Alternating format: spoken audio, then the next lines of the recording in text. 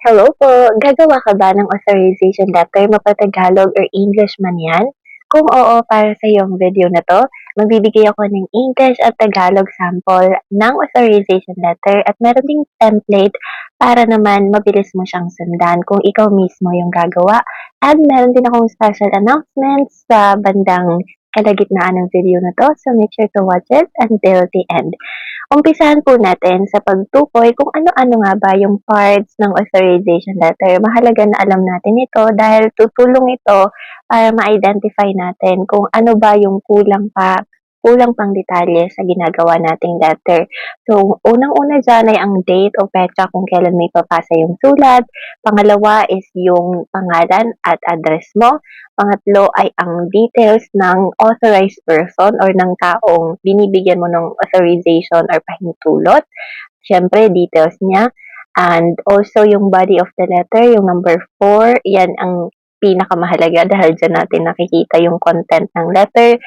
Number 5, ID details. Mahalaga din ito dahil kailangan natin ng valid IDs ng both parties, ikaw na gumagawa ng sulat at ng authorization or authorized person mo. Signature, mahalaga din ito to authenticate na ikaw mismo ang gumawa ng letter na yon.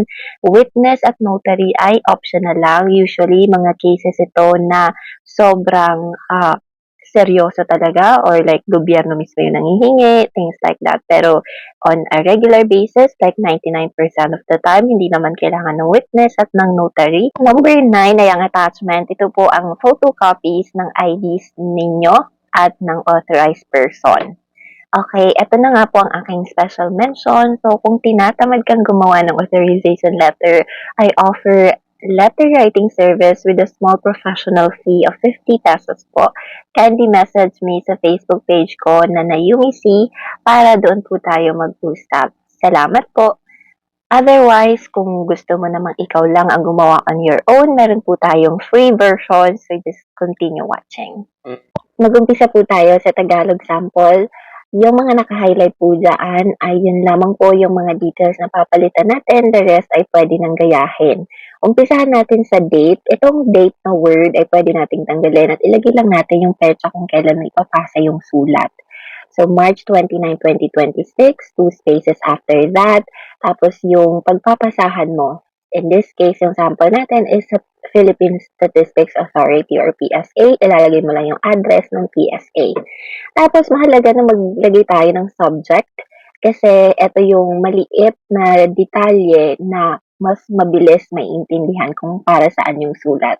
So, sa subject pa lang, malalaman mo na authorization siya to claim PSA birth certificate. So, kung tinatamad magbasa yung tumitingin ng letter, then dyan lang sa subject, alam niya na kung para saan ito. So, yung details na nakapaloob dito ay body of the letter. Basahin ko lang real quick. Ako po si Juan de la Cruz, nasa Wastong Gulang at nakatira sa 123 Mabini Street, Quezon City at nagbibigay ng pahintulot sa aking kapatid na si Maria de la Cruz na nakatira sa 456 Rizal Avenue, Manila upang kumatawan at kumuha ng aking PSA birth certificate. Pinahihintulutan ko siya na magsumite ng mga kinakailangang dokumento, magbayad ng kaukulang bayarin at tumanggap ng aking PSA birth certificate. Narito ang aking detalye. Itong mga detalye na to pwede mong ilagay, pwedeng hindi, depende sa kaso. So, kalakip ng liham na ito ang kopya ng aking valid ID at ng authorized person bilang patunay ng aming pagkakakilanlan. Maraming salamat po sa inyong pangunawa at kooperasyon. Dapat po ay first degree yung inyong relationship ng authorized person like kapatid niyo po o kaya naman ay magulang. So dito naman sa panghuli, lubos na gumagalang Juan de la Cruz at nilagay yung number niya at may naka-close and open parenthesis. Kailangan pong lagyan ng signature yan. Sa baba niyan, makikita mo yung authorized person. Maria de la Cruz din dapat yan. Pero Santos yung nalagay ko. Pasensya na.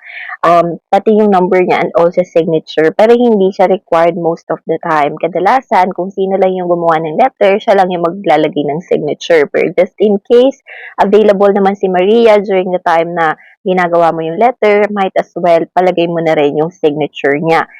Pwede pong tanggalin ang attachments na words dito as long as meron po kayong photocopy ng gumawa ng letter kundi ikaw po at saka nung in-authorize mo. So, proceed na tayo dito sa English sample. Same lang po ito ng details. Translate ko lang po siya into English version. Hindi ko na po babasahin isa-isa, pero pwede nyo po itong i-screenshot. And basically, kung napapansin nyo po, hindi po ako naglagay ng reason kung bakit. Kasi hindi naman required na kapag gagawa ka ng authorization letter, ay magbibigay ka ng rason kung bakit hindi mo makukuha yung isang dokumento or bagay. Pero kung gusto mong sabihin and maging honest, then you can simply tell. Pero usually, hindi naman tinatalong kung bakit hindi available yung tao na yon. Dito naman ganun lang din, puwede nating tanggalin yung authorized person kasi hindi naman 'to required all the time. Pati yung attachments puwede rin nating tanggalin as long as meron tayong i-a-attach na copy ng valid ID mo at valid ID ni, Miss Maria or any other documents pa. That's it. Thank you so much for watching. Sana po may natutunan kayo sa video na 'to. Please like, share, and subscribe. Kung may tanong, feel free to comment it below. And kung gusto magpagawa ng resume or authorization letter sa akin, just message me sa aking Facebook page na Yumi C. Have a nice day. Bye!